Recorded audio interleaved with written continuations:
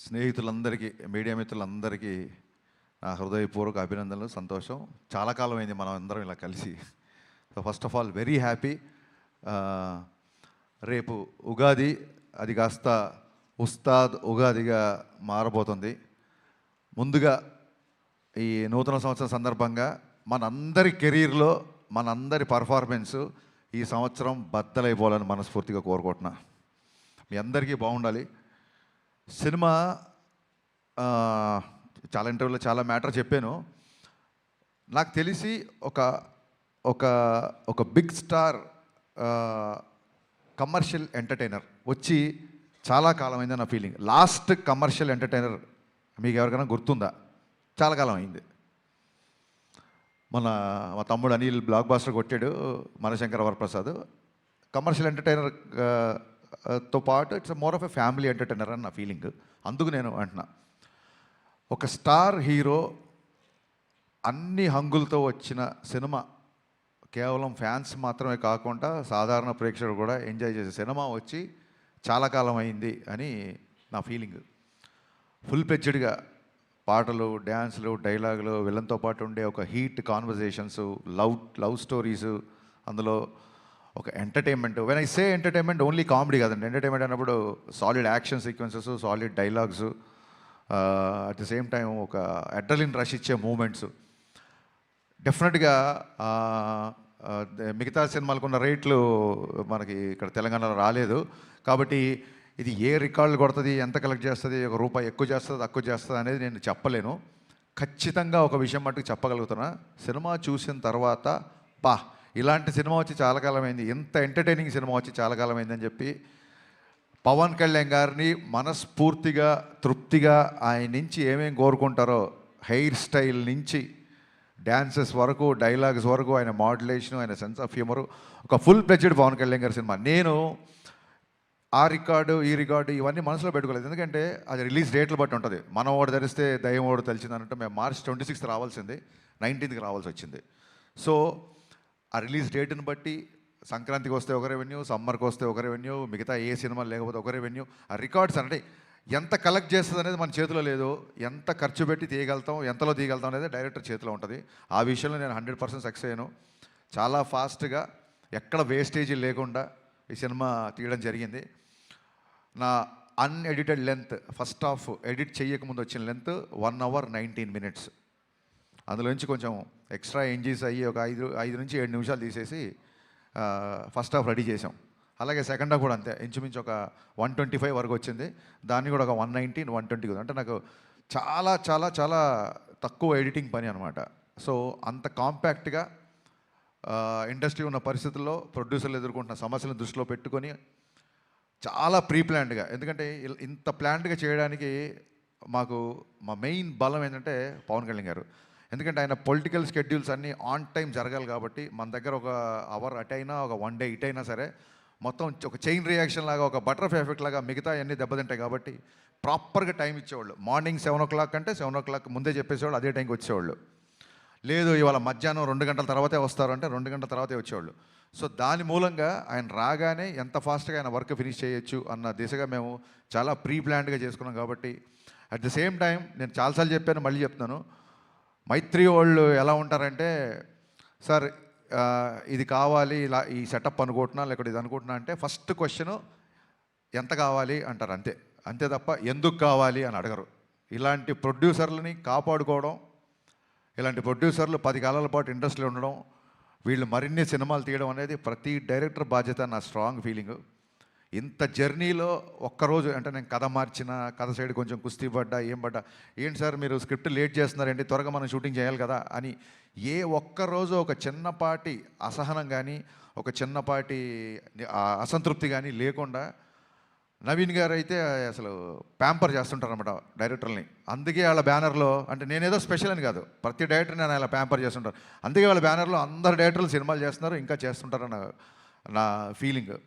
Cinema finishing వచ్చేసరికి అప్పటికే చాలా ఖర్చు అయింది. సినిమా డిలే అయింది. ఈ ప్రాసెస్లో సాంగ్స్కి అంత ఖర్చు పెట్టడం అనేది అసలు సహజంగా ఎవరు ఒప్పుకోరు. నేను 500 మంది డాన్సర్స్తో అనుకుంటున్నాను సార్, ఎత్తరా కాలర్ రాగానే కొంచెం ఫస్ట్ థియేటర్లోకి జనాలు రాగానే కొంచెం బాగుండాలి సార్ అంటే 1500 డ్యాన్సులను ఇచ్చారు. నేను మామూలు సెట్ అడిగితే వాళ్ళ కెరీర్లోనే మైత్రి మూవీ మేకర్స్లోనే ఎవరు అయినంత పెద్ద సెట్ వేసి ఇచ్చారు.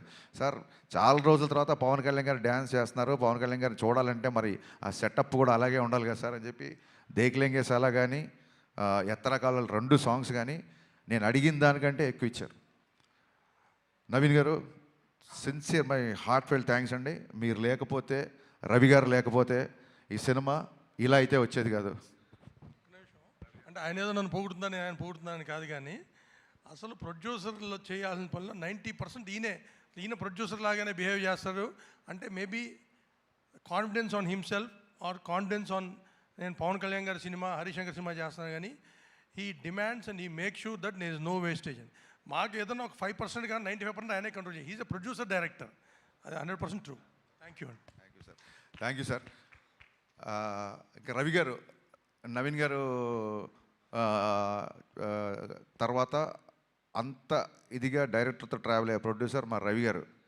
సో అమ్మ నాన్న బ్యాలెన్స్డ్గా ఉంటే ఒక కుటుంబం ఎంత ఆనందంగా ఉంటుందో, రవి గారు నవీన్ గారు అంత బ్యాలెన్స్డ్గా ఉంటారు కాబట్టే మైత్రి కుటుంబం ఇవాళ ఇన్ని విజయాలు సాధించిందని నా ప్రగాఢ నమ్మకం. రవి గారు అయితే అసలు 2 గంటలకు ఫోన్ చేస్తారు, 3 గంటలకు ఫోన్ చేస్తారు, మార్నింగ్ ఫోన్ చేస్తారు. రవి గారు అన్నీ చాలా ఆడ్ టైమింగ్స్ ఉంటాయి. ఆయన ఎప్పుడు పట్టుకుంటారో నాకు అర్థం కాదు. ఎనీ టైం అవైలబుల్ ఉంటారు.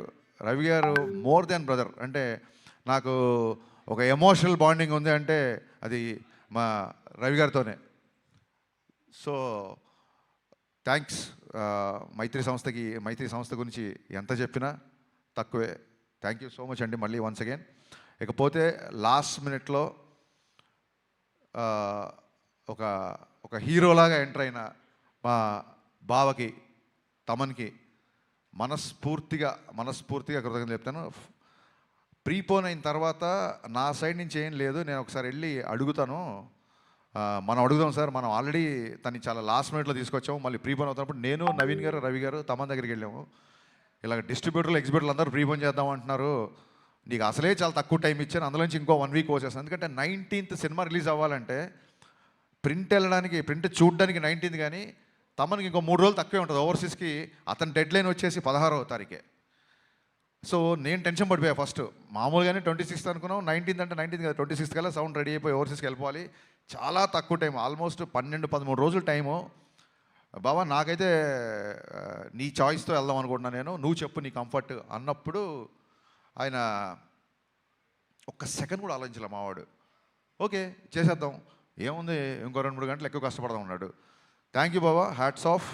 10-12 రోజుల్లో ఇంత పెద్ద భారీ కమర్షియల్ సినిమాకి పాటలు అంటే అయిపోయింది, ఫైట్లు, ఎంటర్టైన్మెంట్ పోనీ అంటే ఒకటే జోన్లో ఉండే సినిమా కాదు ఇది.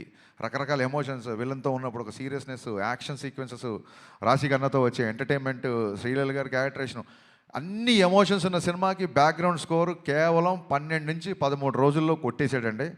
నిన్న చూసిన తర్వాత తమన్ పర్ఫార్మెన్స్ బద్దలైపోయిందని బయటకు వస్తారు. ఫస్ట్ సినిమా నుంచి బయటకు వచ్చినప్పుడు తమన్ గురించే మాట్లాడుకుంటారు. ఇందులో నాకు ఏ మొహమాటం లేదు, తమన్ గారి గురించే మాట్లాడుకుంటారు first. Thank you Baba, thank you, so sweet of you. లైఫ్లో నువ్వు చేసిన ఈ మేలు, ఈ సహాయం, నా రైట్ టైంలో నా పక్కన నిలబడి నాకు ఇచ్చిన ఈ ధైర్యం నేను జీవితంలో ఎప్పుడు మర్చిపోలేను. Love you boss, love you. ఇకపోతే మా శ్రీలీల అండ్